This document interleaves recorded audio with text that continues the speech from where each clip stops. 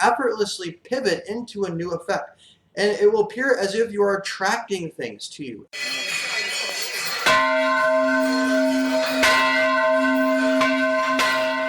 Om Maha Ganapataye Namaha. In this video, I'm going to teach you a very high-level two-step process that I've been experimenting with and having fantastic results in order to create in a more powerful way.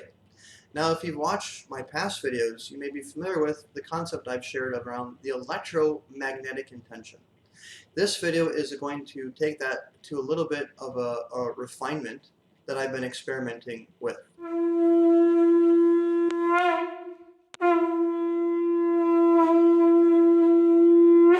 So, to give you the high level, in order to understand what I'm about to tell you, is you have to understand this idea of why a thought alone is not enough in order to create. This is something that is fractaled into many different areas, particularly with the masculine of the thought and the feminine as the emotion, the electromagnetic. So, for example, in our fractal in the biology, you have the sperm and you have the egg. Both are required. The sperm alone is not enough, which here corresponds to the thought, is not enough to create the human being or the fetus. It requires the egg as well, and that nurturing of the love of the woman or the mom, the mother.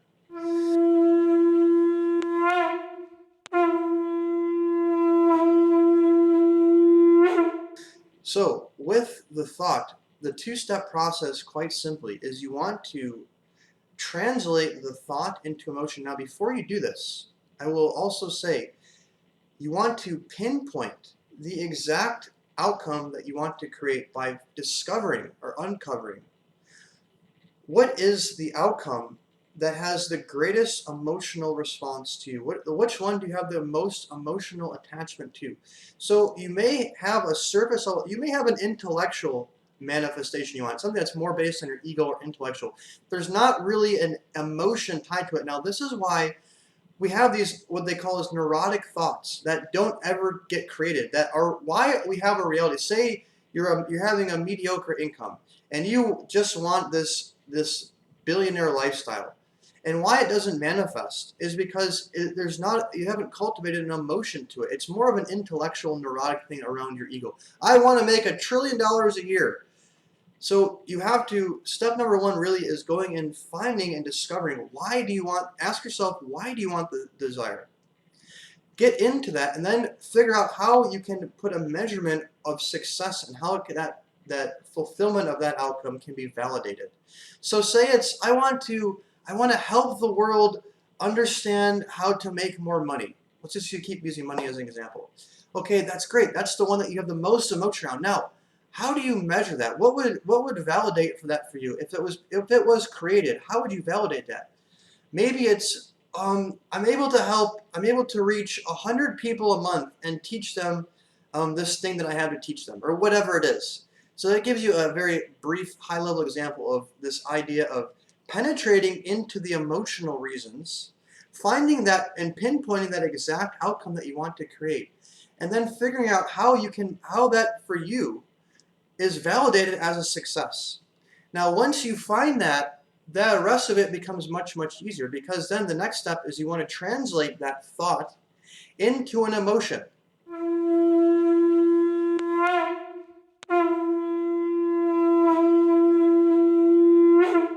So if the thought is, to use the example, I want to reach 100 people a month and teach them my technique or whatever it is, then you want to translate that into experiencing the emotion of what it would feel like as if that thought had already manifested. Now, there is a science to this, and I've talked a lot about it in depth in my past videos about the electromagnetic intention, about how Harvard and many other studies are saying the brain, the biology, are not able to differentiate between an externally stimulated reality versus an internally simulated reality. According to them, your brain, for example, there is no difference. The signature in the brain is the same, and we've also looked at how the effect, which is the outcome or the manifestation, is not independent, that it is in fact an effect of the identity or the observer in quantum physics or particle physics, which says the observer and the observed, which is the cause as the identity and the effect the observed,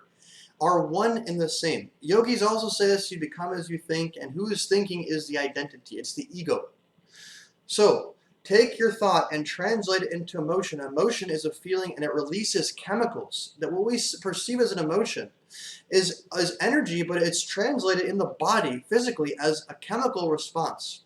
And this upregulates, downregulates your genetic expression. And at the end of the day, between the neurological conditioning of the thought and the chemical conditioning of the emotion, what you are doing is you are creating and building yourself an identity through your genetic and neurological expression to, as a result, create a new effect. The idea here being is, if you want to be a billionaire, you don't go and find skills. This is a different approach. This is the material approach, which is a wrong and very slow approach to creating something you want, which is the approach of working within the effect. Instead, the idea here is the effect, because we know it's interconnected and not independent based on our identity, which is rooted in our neurology and biology. That we have to change our biology and neurology, and therefore we change our identity, and therefore we create a new effect. So this translating of the thought into the emotion is creating the neurology and biology that's going to allow you to effortlessly pivot into a new effect.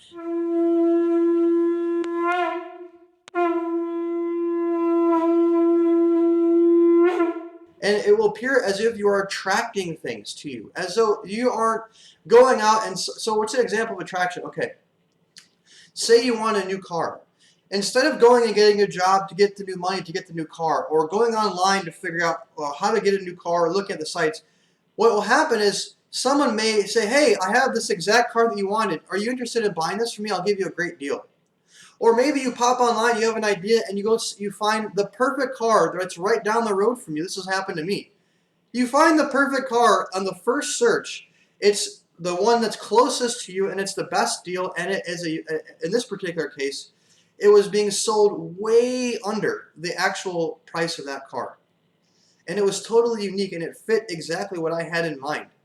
I didn't have to do anything else. I attracted it to me. What really happened was my neurology, biology shifted, which is what I've used this in order to do this, what I'm teaching you now. And particularly some of the other videos that will go into this electromagnetic intention process.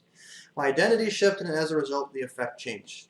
So give this a try. This is a very basic thing. There's also more steps you can add on to this, such as bringing in certain mantras or sound waves that will add an amplitude effect. There's also archetypes, and there's other rituals and things that are all scientifically based that can help you build on this as well. I may go into that in future videos, but right now I want to ask you in this video, leave a comment below and let me know, what is that precise outcome that you want to create, the one that you have found has the most emotional meaning to you. Leave a comment below and share that with me. I would love to hear from you, just as my own personal experiment and research.